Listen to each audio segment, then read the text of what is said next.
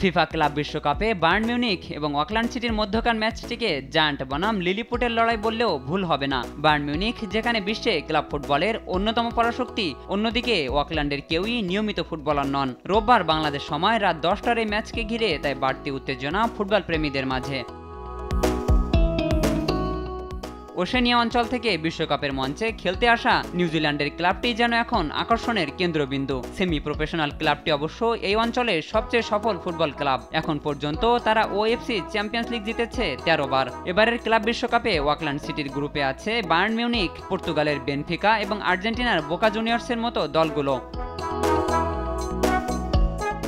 শুনতে অবিশ্বাস্য মনে হলেও অকল্যান্ড সিটির কেউই পেশাদার ফুটবলার নন। খেলোয়াড়দের মধ্যে কেউ রিয়েল এস্টেট এজেন্ট, কেউ ছাত্র, আবার কেউ অফিসের কর্মচারী। অর্থাৎ ফুটবল তাদের সেকেন্ড প্রফেশন। এমনকি ক্লাব বিশ্বকাপে তাদের অনেকেই খেলতে এসেছেন অফিস থেকে ছুটি নিয়ে কিংবা বিনা বেতনে।